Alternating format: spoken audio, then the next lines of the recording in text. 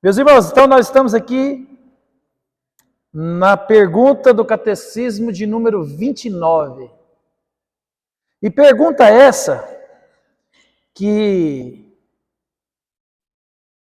eu e você devemos fazer. O autor e o que comenta, ele traz algumas reflexões para nós.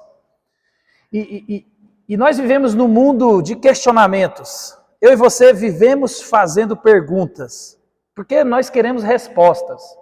Eu e você queremos respostas para as dores, para as alegrias, para o sofrimento, para as incertezas. Nós gostamos de respostas, e respostas bem elaboradas, né? Mas às vezes nós fazemos muitas perguntas e esquecemos de fazer a pergunta mais importante que eu e você devemos fazer nessa vida. Você tem noção qual será a pergunta mais importante que você deve fazer na vida? Alguém tem essa ideia? Aquela pergunta que tem o ditado, a pergunta de $1 milhão. Alguém aqui tem ideia de qual é essa pergunta? Bateu na trave. É aquela pergunta que você faz e não responde. Hã?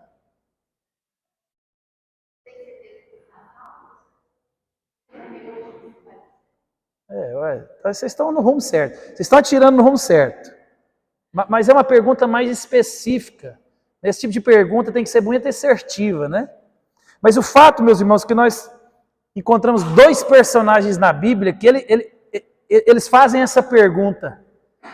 Eles fazem essa pergunta, a pergunta da minha vida e da sua vida. O primeiro que faz essa pergunta é o jovem rico. O jovem rico faz essa pergunta. A pergunta que eu e você devemos responder e devemos perguntar. Eu gostei do relato de Marcos, porque Marcos, ele traz uma certa urgência. A impressão que dá no texto é que ele já estava preocupado com esse negócio. E isso é bom. E deve preocupar o meu coração e o seu coração, principalmente aqueles que, por exemplo, vão responder a pergunta que a Fran fez. Você tem certeza da sua salvação? Né? Eu, por muito tempo na igreja, quando o pastor falava assim, quem quer vir aqui na frente aceitar Jesus, minhas pernas bambeavam. E eu falava, meu Deus, não é possível de novo essa pergunta. E eu não ia lá na frente, porque eu falei, isso está enterrado, não é possível. E aquela dúvida que parecia um monstro na nossa cabeça, né? Principalmente para a gente que nasceu na igreja. Mas o jovem rico, Marcos 10, 17, vai dizer assim, ó, e pondo-se Jesus a caminho, correu um homem ao seu encontro e ajoelhando-se perguntou-lhe, bom mestre, que farei para herdar a vida eterna? Está aí a pergunta de $1 milhão. A pergunta que você deve fazer, se não fez. O que devo fazer para herdar a vida eterna? A gente preocupa com muitas coisas na vida. E posso dizer que a gente preocupa com coisas insignificantes. O problema é que a gente descobre isso tarde demais, né? Eu estava vendo esses dias na internet de novo, e uma pessoa que trabalhava no hospital, e ela até escreveu um livro sobre isso, e relatando o que as pessoas diziam à beira da morte. Pessoas que estavam ali, à beira da morte, estado terminal, eles vão morrer, não tem o que fazer. E ninguém perguntava, pega meus bens, pega minhas panelas, entrega para fulana, pega meu baú, pega aquilo, entrega para ciclana, né? Minhas casas, meus carros, meu dinheiro, eu tenho um dinheirinho no banco. Todo mundo falava, cadê meu irmão? Eu preciso acertar as contas com ele. Cadê meu pai, cadê minha mãe, cadê minha esposa, minha ex-mulher, meu ex-marido? Cadê meu filho, que eu preciso de pedir perdão, preciso de acertar as contas, porque é nessa hora que a gente percebe que a coisa mais valiosa do mundo não são coisas, São os relacionamentos, são as pessoas. E existe outro relato na Bíblia que ele traz também essa pergunta. E essa pergunta feita num momento de desespero. O jovem rico aqui, ele está apressado, ele corre atrás de Jesus. Já devia estar pensando nisso. Ele é um homem importante. Ele quer saber aonde eu vou passar a eternidade, como é que eu faço para ir para lá.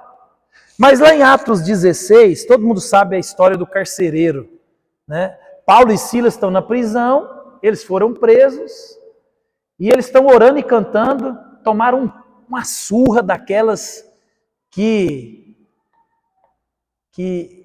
a gente não tem nem noção, né? Acabaram de tomar uma surra de vara, porrada, chute, né? Devia estar todo quebrado, dolorido, né? Umas varadas que dá até na carne. E eles estão lá na prisão e eles não estão reclamando. Você não vê o relato de Paulo e Silas falando, ai, meu Deus, que isso, Silas? Onde é que nós fomos nos meter? A gente podia estar quieto. A gente foi pregar o evangelho, olha aí, só estamos tomando prejuízo. Ah, Paulo. Não, o relato da Bíblia diz que os dois estavam cantando e orando. Imagina. E eu e você, na hora do aperto, a gente reclama, murmura, ora e canta. Mas o fato é que Paulo e Silas estavam orando, cantando, né? E aí a Bíblia vai dizer que acontece uma coisa sobrenatural. Há um terremoto e as cadeias se desfazem. Os grilhões, as algemas e as portas da cadeia se abrem. O carcereiro toma um susto. E a Bíblia vai dizer que quando ele vê aquela situação, as portas abertas, ele pega a espada e ele vai se matar. Ele vai se matar. Ele entra em desespero diante do perigo de morte, execução. Talvez você não entenda. O carcereiro, ele era responsável pelo preso. O que acontecesse com o preso era a responsabilidade do carcereiro. Se fugiu, você está morto. É cabeça sua ia rolar. Quando ele acorda, quando ele vê aquela situação, ele fala, vou morrer. Eles vão acabar comigo, é melhor eu dar cabo da minha vida. Né? E ele, diante da certeza, ele ia morrer, não tem pra onde correr. Ele ia morrer. Mas é interessante que quando Paulo dá o grito, o texto vai falar que Paulo fala, ei, estamos todo mundo aqui. Ele faz a pergunta de $1 milhão. Ele vai perguntar, o que devo fazer para que seja salvo? Eu e você devemos fazer essa pergunta em algum momento da nossa vida. E se você, essa noite aqui, não fez essa pergunta, que o Espírito do Senhor te ilumine para que você saia daqui com essa pergunta respondida. Então, meus irmãos, o que podemos fazer? Ou como posso ser salvo?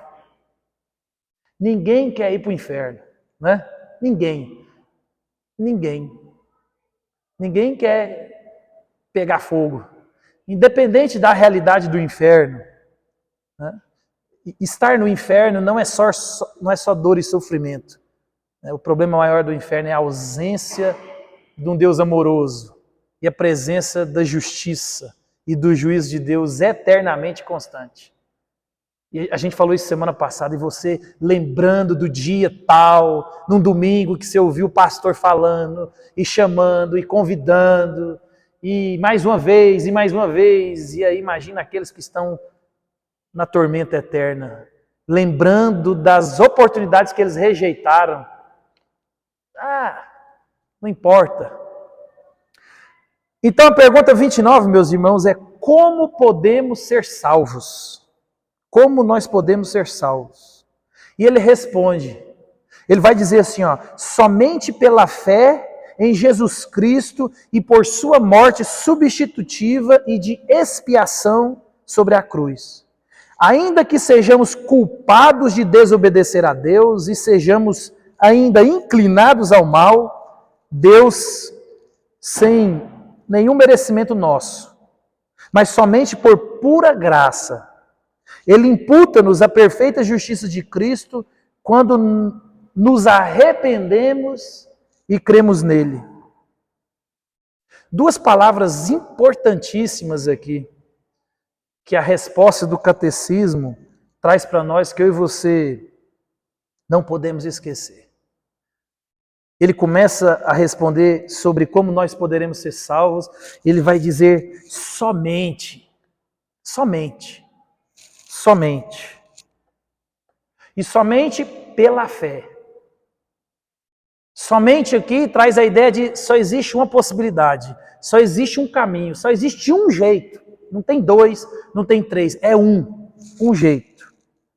E é somente pela fé que nós podemos ser salvos. Mas não é simplesmente só pela fé, meus irmãos. É pela fé em quem? Em Jesus Cristo. Nós vivemos num mundo hoje onde as pessoas confundem fé, né? As pessoas confundem fé com aquela força impessoal. Alguns confundem fé com uma vontade forte, um desejo que algo aconteça. Tem muita gente assim, dentro da igreja. Não, eu creio, vai dar certo. Eu estava uma vez num episódio assistindo um jogo no estádio e o meu time não podia perder. A gente não podia nem perder nem empatar, a gente tinha que ganhar. O estádio tinha mais ou menos 40 mil torcedores e assim a torcida pulando, o estádio tremia, literalmente. A Ludmila conhece a torcida do Vila, não é brincadeira não. E o estádio tremia, aquela emoção, e nós não podíamos perder o jogo de jeito nenhum.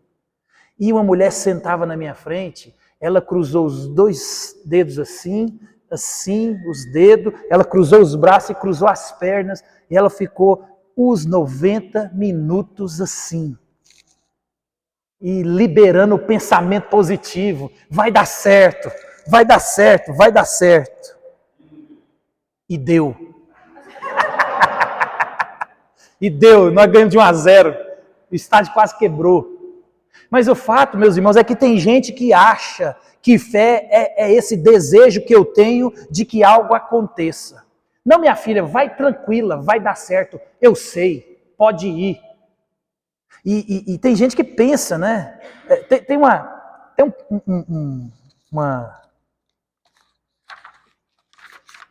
até um filme, já falei sobre isso, sobre O Segredo. Tem gente que vai falar do efeito borboleta, né? A batida da asa do borboleta, no Japão não tem nada, mas a batida da asa, o vento que ela produz lá no Japão, ela vai tomando proporções, e chega aqui no Brasil, é um tornado. As pessoas têm uma ideia de pensamento positivo, mentaliza, joga para o universo, e o universo traz. Palavra tem poder, lança a palavra, os seus desejos, é fé, vai acontecer. Tem gente que fica só nisso. E tem gente que tem uma fé nesse negócio, mas é muita, né? Mas é muita. Tem gente que recebe um diagnóstico de câncer terminal e o médico fala, ó, pode ir para casa, não tem o que fazer. Toma isso aqui, morfina, e toma, você vai morrer. Não vou morrer. Mas morre, né? Em muitos casos. Então, meus irmãos, somente pela fé. Mas não é a fé. A fé, meus irmãos, ela sozinha não é nada. Nada. A fé, ela é apenas o instrumento. A fé, ela é o veículo que nos leva ao que salva. Não é fé na fé, não é pensamento positivo, não é cruzar os dedos, não é lançar a palavra no universo. Isso não dá certo. Não, eu vou para o céu. Não vai dar certo. Vou ter lucro, vou vender, vou comprar. É somente pela fé, que é o veículo que nos leva até o objeto da nossa fé, meus irmãos, Cristo Jesus. Somente pela fé em em Cristo, o objeto da fé. Cristo é quem salva, Cristo é quem faz, Cristo que tem poder, Cristo que falou, haja luz e houve luz. Haja separação das águas, haja um elefante grande, haja um gato pequeno, haja um passarinho bonito, haja o tucano. Oh, o tucano é bonito demais, né? Um arara azul. Só Deus que chama as coisas do nada e vem existir. Somente aqueles que depositam a fé nele. A fé é crer nele, no que ele faz, no que ele fez, no que ele é. Não é fé na fé, não é fé na força impessoal. Spurgeon, ele comenta o catecismo, ele vai dizer assim, ó, minha fé não repousa sobre quem eu sou. A minha fé não repousa sobre quem eu sou, sobre quem serei, ou sobre o que eu sinto, ou o que eu conheço, mas no Cristo que é. No que ele fez e naquilo que agora faz por mim. Meus irmãos, eu e você só podemos ser salvos pela fé em Cristo Jesus. Ponto final. Essa fé é o instrumento que nos une a Cristo. A fé é na pessoa de Cristo. Por isso que eu vou bater na tecla e vou continuar batendo. Não adianta você ser fervoroso se você não sabe em quem você crê. Não adianta você ter uma fé ou um desejo que algo aconteça. Se você estiver depositando essa fé na coisa ou em outro lugar que não seja em Cristo, você está perdido. Mesmo que essa fé pareça boa, poderosa, mas não vale de nada. Nada. Nada. É igual a minha aliança. Né? Porque minha aliança é de quê? Mas parece que é de? O pessoal está veaco. Então minha aliança, meus irmãos, você olha aqui, ó, se eu falar para vocês que eu paguei 15 mil reais nela, todo mundo acredita. Se eu falar que ela tem, qual que é o quilate mais valioso, ô seu Gildo? É 24? É 24 quilate? Se eu falar, ó, minha aliança custou 10 mil reais, tem 20 gramas do ouro puro de Ofir. Você vai falar, nossa, e parece mesmo, pastor. Mas não é, isso aqui é moeda. Parece que é, mas não é, né? Tem gente que tem a fé assim, parece que é, mas é lata. Por quê? Porque deposita a fé no lugar errado, na coisa errada. Mas parece, mas não é. A outra palavra importantíssima que ele responde para nós aqui no catecismo é imputação. Imputação. A vida, meus irmãos, de Jesus, ela é imputada a nós. Eu e você não podemos esquecer disso nunca. Imagine que eu e você, através da fé, olhamos para Cristo naquilo que Ele realiza, naquilo que Ele faz, naquilo em quem Ele é, e a justiça dEle, a vida dEle, a obediência dEle é transferida para mim e para você. Imputação. Quando eu e você, pela fé, olhamos para Cristo e entendemos que na cruz, Ele morreu por mim, Ele pagou os meus pecados, Ele sofreu por causa da minha desobediência. Quando eu olho para Ele e creio que Ele fez isso por mim, a justiça dEle é transferida para mim. Por quê? Os pecados foram transferidos para Ele. Então, pela fé, eu creio que isso aconteceu. Que de fato aconteceu, é uma realidade histórica. Jesus morreu na cruz, ninguém duvida disso. Mas Jesus ressuscitou. Ele morreu a minha morte, a sua morte. Por isso que no batismo nós morremos com Cristo e ressuscitamos com Cristo. Nós morremos para a velha vida e ressuscitamos para a nova vida. Quando eu e você, meus irmãos, olhamos para Cristo e entendemos isso,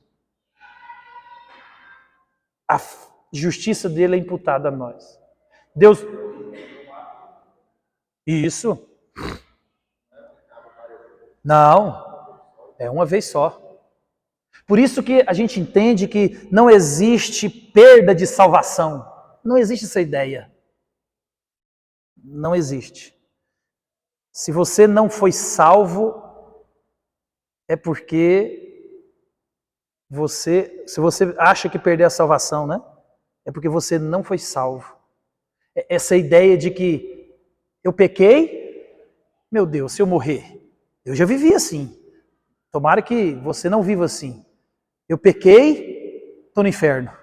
Senhor, me perdoa. Senhor, me perdoa, porque se eu morrer agora eu vou para o inferno.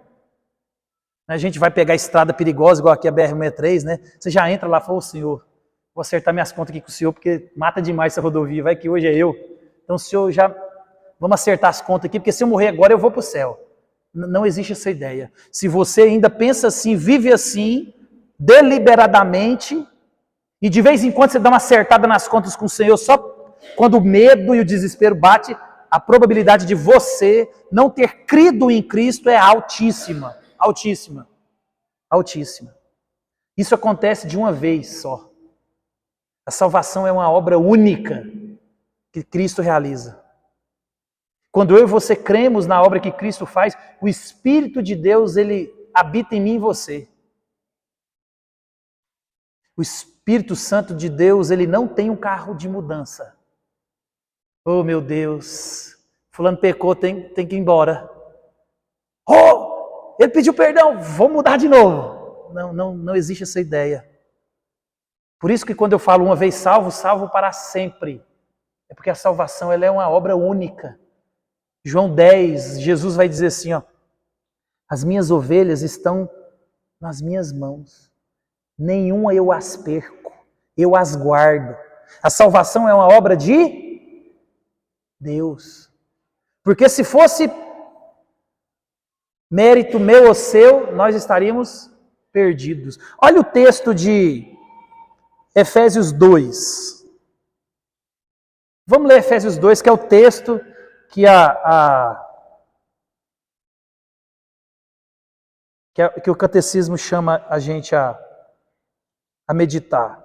Ele chama a gente a meditar em Efésios 2, 8 e 9. Ele vai dizer, porque pela graça sois salvos. A gente é salvo por quê? O que é graça? Literalmente, você não merecia, você não devia, você não podia. Mas Deus falou, vou fazer. Pela graça vocês são salvos por meio, qual que é o instrumento da salvação? Isso não vem de? É de quê? Dom de Deus. Deus é tão bom, meus irmãos, que Ele dá a salvação e Ele dá a fé. Então, se você acha que você tem uma fé muito forte e o outro muito fraca, lembre-se que a fé quem dá é Deus. Tá? Porque pela graça sois salvos. Deus é tão amoroso, Ele conhece o nosso coração quebrado. Porque Ele vai dizer no verso 9, põe lá. Por que a salvação é uma obra da graça, mediante a fé? Deus explica aqui, ó, no verso 9. Não de obras, para quê? Eu e vocês somos extremamente arrogantes. Todo mundo que está lá no céu é porque Cristo salvou. Deus fez. Eu e você não fizemos nada. Não existe essa ideia de salvação através de alguma coisa. Crê em Cristo, dá o dízimo e está salvo. Não existe. Crê em Cristo e ore muito e lê a Bíblia que você está salvo. Não existe. Crê em Cristo, vai daqui para Aparecida do Norte de joelho, está salvo. Não existe. Olhe para Jesus e faça qualquer coisa. Não existe. Por quê? É pela graça. É somente pela graça. Favor imerecido de Deus. Deus olhou para mim, olhou para você e falou: vem. Quando o evangelho, meus irmãos, ele é ofertado a mim, a você, ou foi ofertado a mim, e é ofertado a nós, quando você entende o que Cristo fez, a condição que nós nos encontrávamos, e você olha para Cristo e crê, porque ele vai começar a dizer, no verso 1, põe no verso 1 de Efésios 2. Ele vos deu vida, estando vós mortos nos vossos delitos e... Qual é a condição do homem? Aqui ele está falando numa perspectiva espiritual.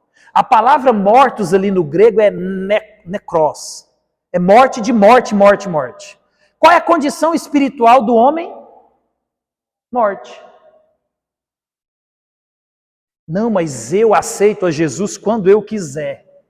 Eu olho para Jesus, eu vou para a igreja, eu faço quando eu quiser. Não.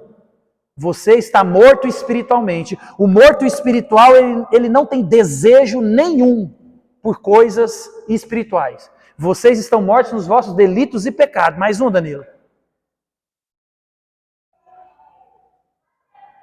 Nos quais andastes outrora segundo o curso deste mundo, segundo o príncipe da potestade do ar, do espírito que agora atua nos filhos da desobediência.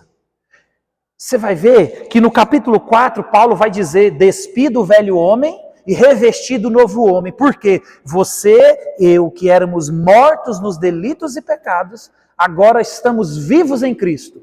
Morto espiritual, coração de pedra. Quando eu creio em Cristo, o Espírito Santo vem morar em mim, eu ganhei vida espiritual. Aquilo que eu não entendia, eu agora entendo. Por isso que Paulo vai dizer lá em 1 Coríntios 2,14, as coisas espirituais só discernem espiritualmente. Então eu posso pregar, eu devo pregar e vou continuar pregando. Mas se o Espírito de Deus, ele não soprar vida em você, você está perdido. É por isso que tem muita gente dentro da igreja que você conhece, tem muita gente crente que você conhece, e você fala para ele do inferno, você fala para ele do arrependimento, e ele dá de quê? Dá de ombro. Ó.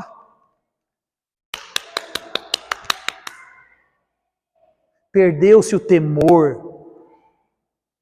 Há 2 gerações atrás, a gente era menino aqui, todo mundo aqui é quase da mesma idade, né?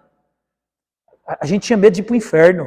Hoje ninguém tem. O inferno, a gente leu, né? Semana passada o Caio Fábio, né? Dizendo, não, o inferno é uma realidade existencial, onde você aqui vive o inferno todos os dias. Meus irmãos, isso é sério. Mais um, Danilo.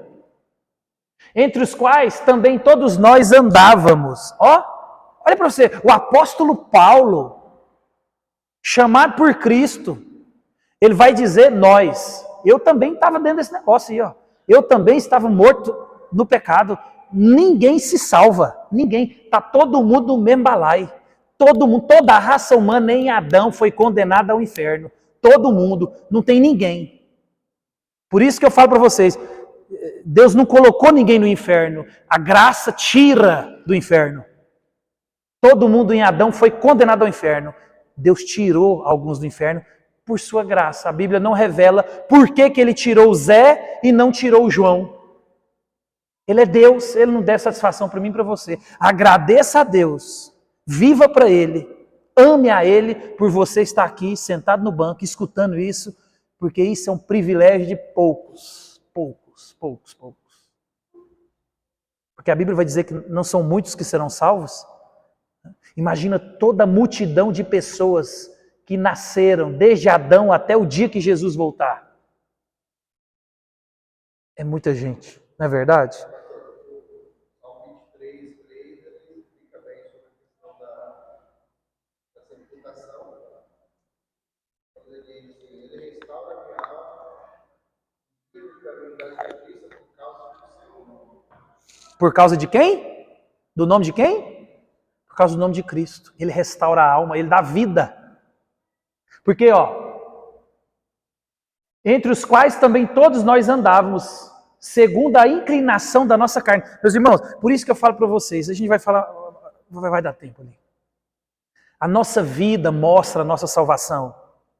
Paulo está dizendo aqui, o salvo andava segundo as inclinações da carne. Segundo o quê? Os nossos desejos pecaminosos. Eu tenho desejo de trair, eu tenho desejo de fornicar, eu tenho desejo de beber e ficar embriagado, eu tenho desejo de pecar, eu tenho desejo de fofocar, eu tenho desejo de todos os pecados e eu me entrego a eles. Era assim que a gente vivia, né? A nossa inclinação pecaminosa, a gente se entrega.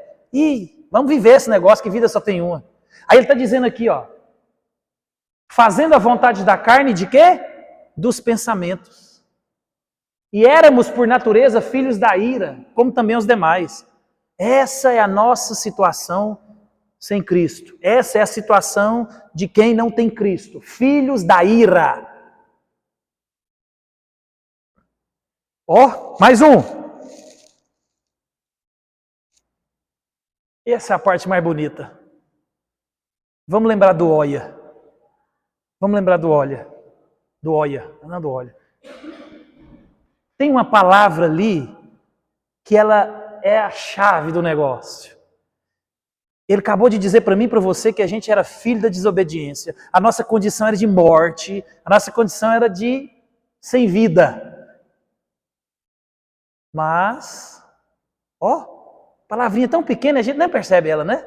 Mas alguma coisa aconteceu, meus irmãos. E ele vai explicar. Mas Deus, que é a melhor parte, sendo rico em misericórdia, olha aqui, isso aqui é pra gente, a gente vai ver isso aqui a vida inteira. Isso aqui é bonito demais. A gente tem que amar esse negócio aqui mais do que a nossa própria vida. Né? Por quê? Deus sendo rico em misericórdia, outra observação do Oia, por causa de quem? Por causa de quem? Por causa do grande amor que Ele nos amou. Mais um, Danilo. E estando nós mortos em nossos delitos e pecados, nos deu vida. Deixa eu ler ali, que senão eu confundo. Nos deu vida juntamente com Cristo. Nós somos salvos pelo quê? Quem fez a salvação? Quem conquistou a salvação? O que você fez? Por que é por fé e não por obras? Para que ninguém se glorie, para que ninguém chegue lá no céu e fale, Senhor, olha a minha vida. Não, meu irmão, não tem ninguém. Ninguém vai dar carteirada no céu. Não, lá não tem sala VIP igual, não tem. Quem tem um cartão black não vai chegar lá na entressala na entressala da eternidade. Vamos pensar que quando a gente entra na eternidade, tem a antessala. A gente vai encontrar com Jesus ali na antessala da eternidade. Uns pegam o elevador subindo, outros pegam o elevador descendo. Não tem uma sala especial para quem tinha um cartão black. Não tem. Somente os que foram salvos pela graça. Para aqueles que olharam para Cristo, para a obra que Ele realizou e falou, eu creio nesse negócio. Era eu que era para estar ali. Eu creio. Mais um. E juntamente com Ele nos ressuscitou. E nos fez assentar-se nos lugares celestiais em Cristo Jesus. E juntamente com Ele nos ressuscitou.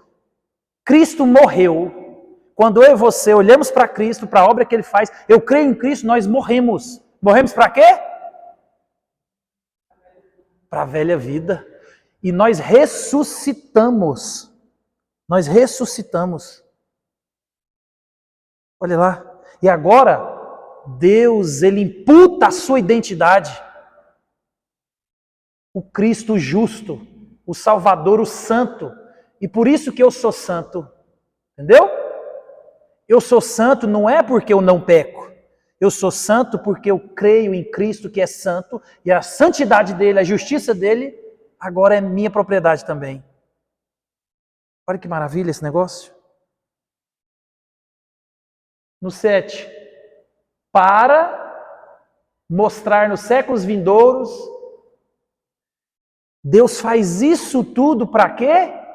Para mostrar nos séculos vindouros a suprema riqueza da sua graça em bondade para conosco em Cristo Jesus.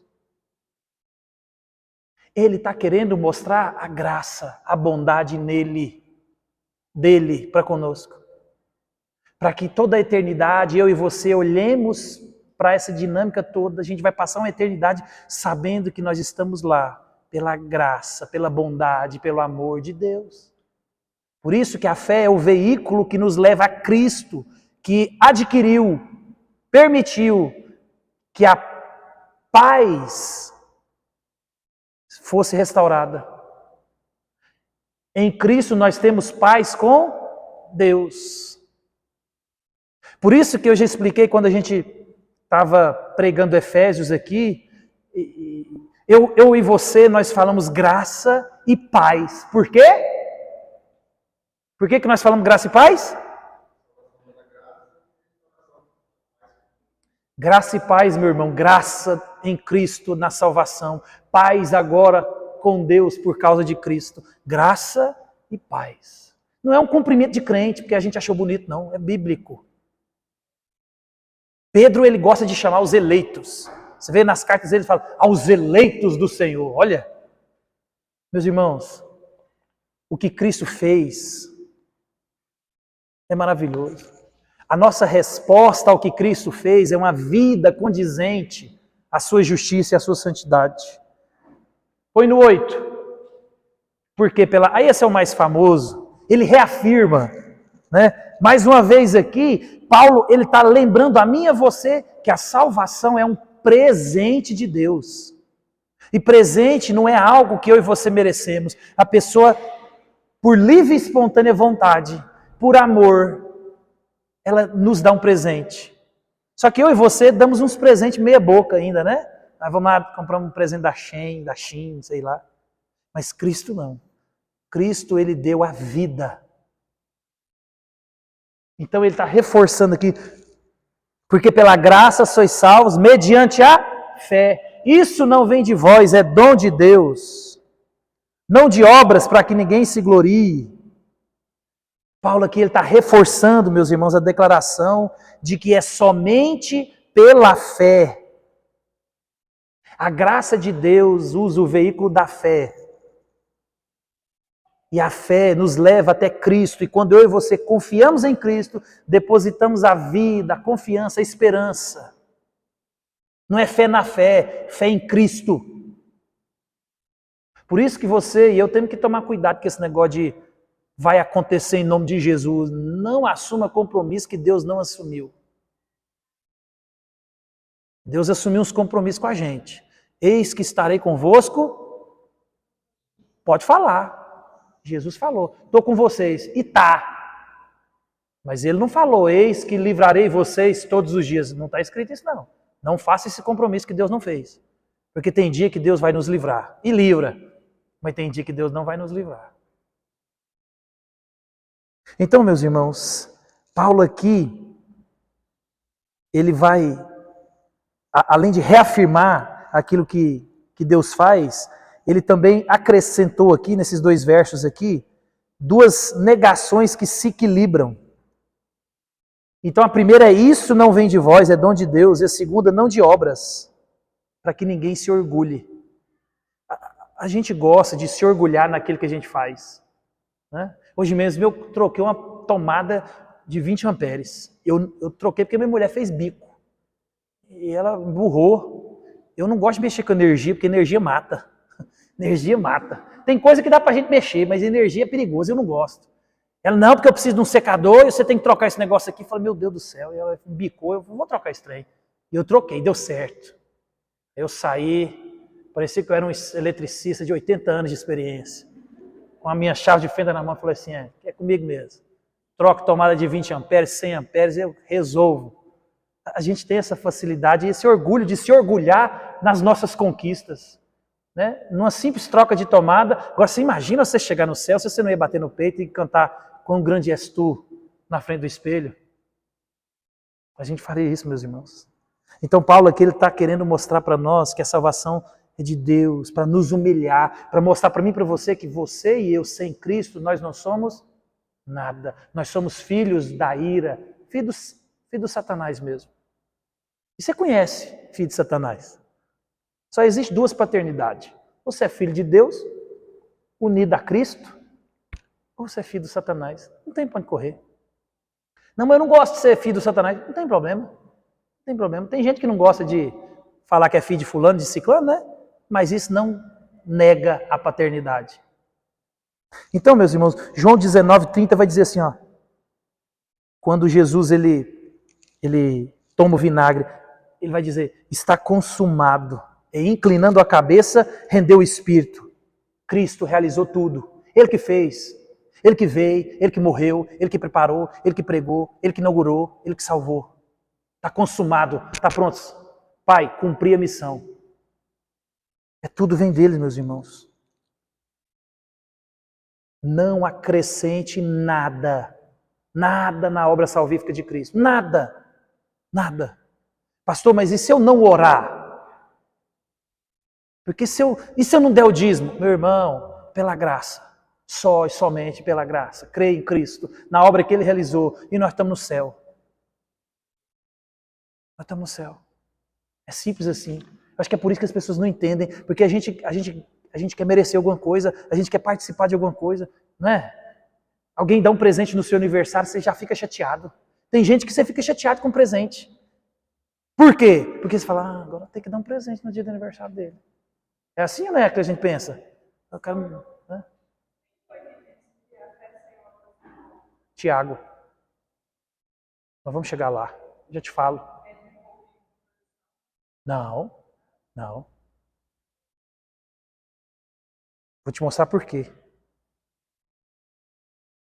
Porque a fé é em Cristo que realizou a obra.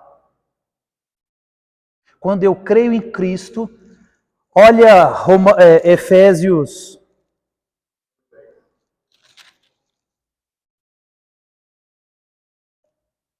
Dá também. Eu ia ver o do primeiro. Olha, eu vou chegar no 2:10 aqui, então vamos lá. Ele está aqui escrito aqui, ó. Vamos lá.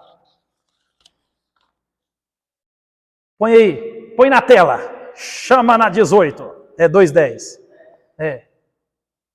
Pois somos feitura dele, criados em Cristo Jesus para as boas obras, as quais de antemão preparou para que andássemos nela. A palavra aqui, feitura, é poema. É a ideia de que nós somos o poema de Deus. A obra que Cristo realiza, essa nova criatura que nós somos agora em Cristo, é uma poesia para Deus. A salvação, meus irmãos, ela é a nova criação. Porque qual que era a nossa condição? De mortos espirituais. E espiritualmente você está morto. Você não vai atrás de Deus, porque você está morto. Morto não responde. Não tem estímulo no morto. Né? Eu e você não criamos nada em nós mesmos. Nós não produzimos vida em nós mesmos. Porque a obra é exclusiva de Deus, do começo ao fim. Do começo ao fim. O problema é que a salvação em Cristo, ela é evidenciada por obras. Qual obra? Obras de justiça. Por isso que o apóstolo Paulo vai dizer, aquele que mentia, não minta mais. Aquele que adultera, não adultera mais. Aquele que não trabalhava, agora trabalhe para que tenha com que emprestar. Nova criatura. As minhas obras eram obras de Satanás. As minhas obras eram as obras minhas mesmo. Agora eu vivo para Cristo. E eu não faço essa obra por mim mesmo. Porque os frutos são de quem? De quem que são os frutos? Porque os nossos frutos são frutos de quê? Só de injustiça mesmo. A ideia de você fazer algo para ser salvo é porque você acha que você merece. Eu fiz, agora me dá o ticket da entrada do céu. Deus fala, não, eu que fiz, eu que faço, eu que salvo. Quando eu entendo isso, a minha resposta à salvação não é começar a fazer coisas para merecer ou para agradecer, mas é porque o amor que eu tenho pela obra que me alcançou, pela vida que Ele me deu, eu respondo em amor, em obediência. Isso não é sacrifício. Ai, meu Deus, eu vou lá porque Cristo me salvou, né? Não, a gente responde em amor, a gente cultua em amor. Por isso que o apóstolo Paulo vai dizer assim, ó, eu estou plenamente certo que aquele que começou a boa obra, ele há de completá-la até o dia de Cristo. Por quê? É um processo de santificação. Eu e você estamos despindo do velho homem. Aquele que mente, não minta mais. Paulo, ele, no capítulo 4 de Efésios, ele está colocando em prática aquilo que ele disse. Quem nós somos? Nós somos agora unidos a Cristo, um povo só em Cristo. Então, unidade. Maridos, amem suas esposas. Não embriague com vinho, embriague com o Espírito Santo. Porque aquilo que você está cheio é o que te domina. Aí vai falar, servos, trabalhai como para o Senhor. Ele vai dizer isso lá em Colossenses, né? Vocês estão fazendo é para mim. Agora as minhas obras é para a glória de Deus. Então a nossa salvação, ela é para que nós... É o que ele vai dizer aqui no capítulo 1, aqui, ó. 1,4. Assim como nos escolheu nele antes da fundação do mundo, para quê? Sermos santos e irrepreensíveis. Eu vivo em santidade não para ser salvo.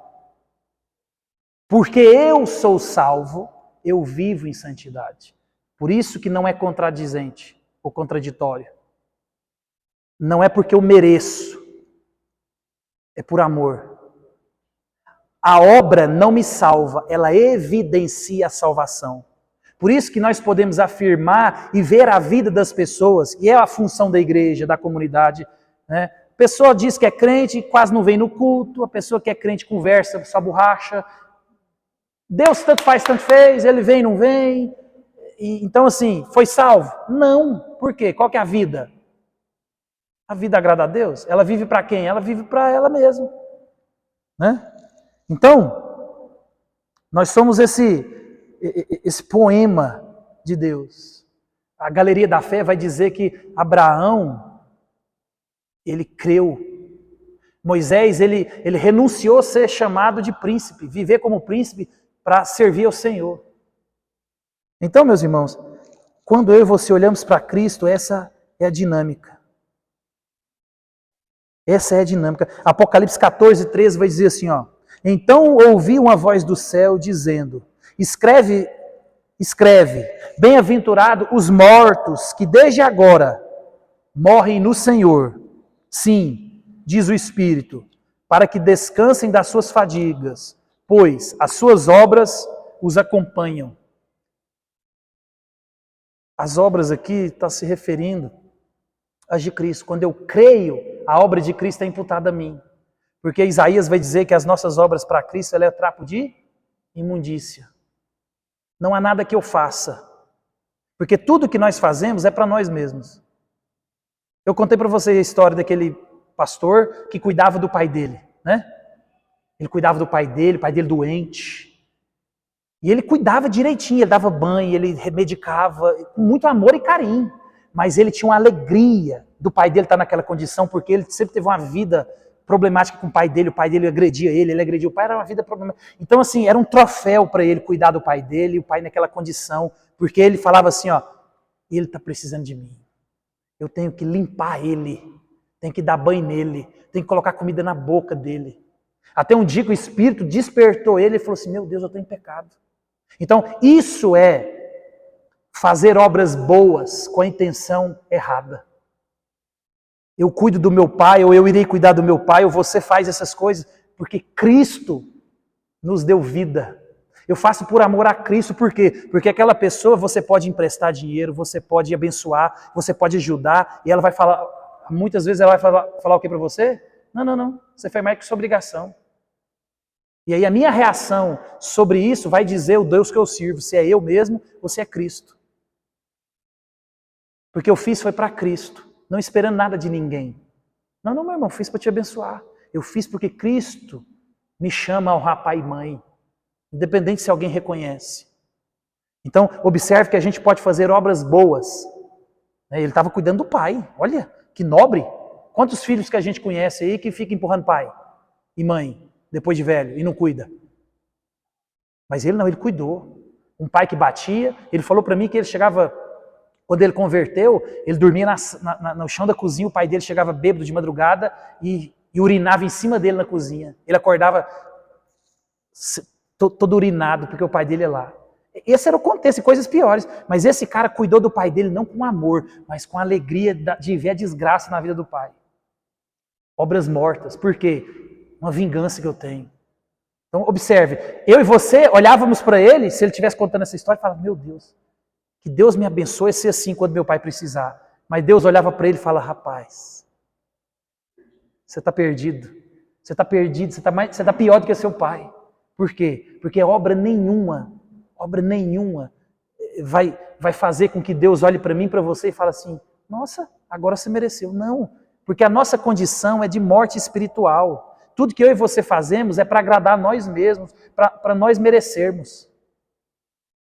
O dinheiro, por exemplo, por que a gente não dá dinheiro para os outros? Porque o dinheiro é seu, você merece. Tem gente que não empresta carro para ninguém. Não, se for para ir para o médico, eu empresto. Não, meu irmão, se for para ir para o médico, você não precisa emprestar não, eu ligo para o SAMU traz. Eu quero ver você emprestar o carro para o cara tirar uma férias. Isso é amor de crente. Né? Porque para o médico até eu empresto, eu levo. O SAMU está aí para isso. Se você ligar para o SAMU, ele vem em sua casa correndo. Mas aí é o presente que a gente não merecia. É a regalia de morar no céu. Você está entendendo? A gente não merecia morar no céu. E Deus nos leva para o céu. Por isso, meus irmãos, que o nosso padrão de justiça é baixo demais. Não, eu não vou te emprestar não, dinheiro. Se fosse questão de saúde, eu te emprestaria. Se fosse um exame, eu te emprestaria. Mas agora eu vou te emprestar para você, por exemplo, pagar conta, comprar um tênis, viajar, né? Ir para Gramado. Aí você fala, não, você não merece. Observe, meu irmão, hoje em dia, se você fazer uma vaquinha na internet para remédio, rapidinho você levanta o que você precisa. Gente que nem te conhece, gente que olha o Pix assim e fala, nossa, 10 conto, eu mando. Aí a gente que está pertinho, a gente tem a nossa justiça. Por quê? Não, você não merece. Eu trabalhei. Olha o que Paulo vai dizer. Aquele que não trabalha, trabalhe. Para quê? Para que Paulo manda trabalhar em Efésios? Para acudir quem? Você observa, tanto que é bonito a gente fazer obras de caridade, tanto que é bonito a gente fazer coisa bonita.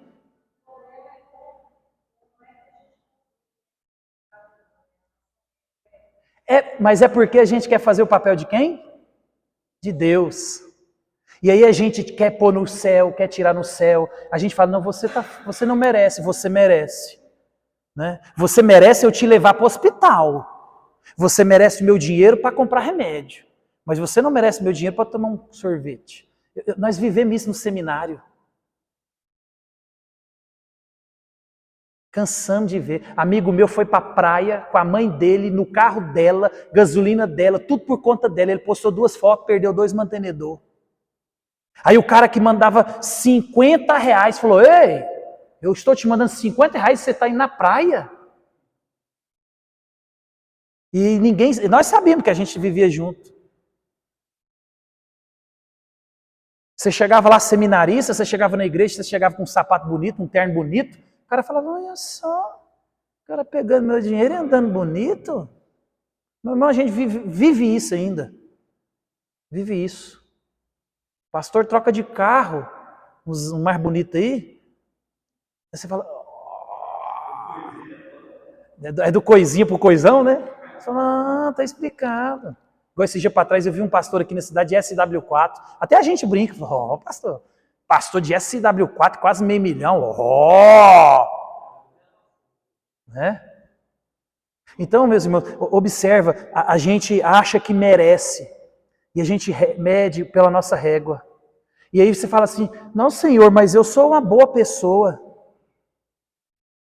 Eu sou uma boa pessoa. Eu estava estudando essa semana sobre cosmovisão. Né? E cosmovisão é a gente entender que é para Cristo. A minha vida glorifica, quer comais, quer bebais. Olha só, tudo. Tudo. A lei de Deus dizia assim, ó, se você vê o irmão seu passar necessidade e não acudir, você vai ser amaldiçoado. E naquele contexto de Israel, você acha que não tinha gente que pegava as posses e vendia? Você acha que não estava cheio de filho pródigo? Estava. Mas Deus falou assim, ei, quando você vê seu irmão passar necessidade, não feche os olhos. Deus está falando que é eu que faço.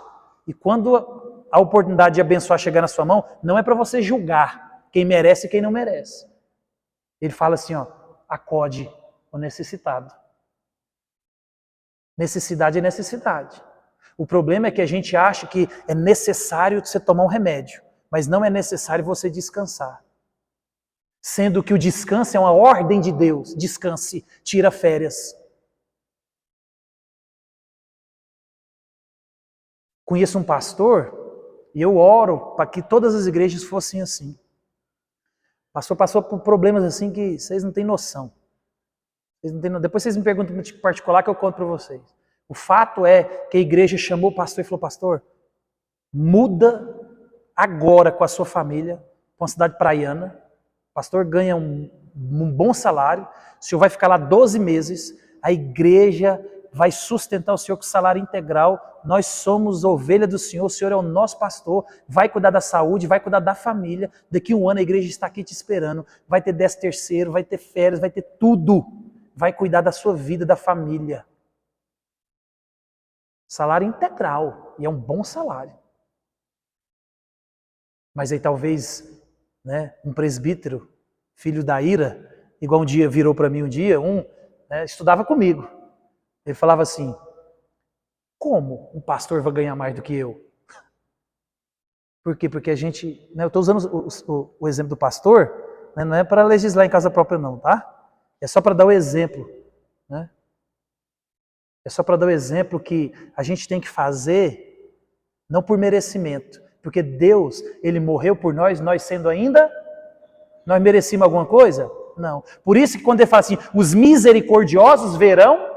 O que são os misericordiosos? Os misericordiosos é o que entenderam, Deus olhou para nós com graça e misericórdia. Eu recebi de graça. Então, se Deus olhou para mim com misericórdia, como é que eu olho para o meu irmão? Com misericórdia.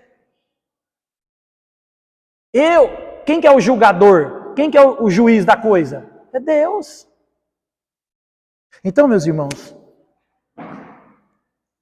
Paulo ele vai mostrar para nós que a salvação e a justificação são somente pela fé. Então, Ludmila, Tiago ele vai mostrar para nós que a salvação ela é evidenciada pela vida. Então, com a minha vida eu mostro que eu sou salvo. E Paulo ele vai mostrar que Cristo me salva. Tiago, ele mostra a consequência da salvação, que é uma vida santa. Paulo fala que Cristo me salva. Por isso que a fé sem obras é morta. Por quê? Porque se você que creu em Cristo, você que diz que ama a Cristo e a sua vida não evidencia, a sua fé é morta. Você creu em qualquer coisa que não seja o Cristo, o Salvador.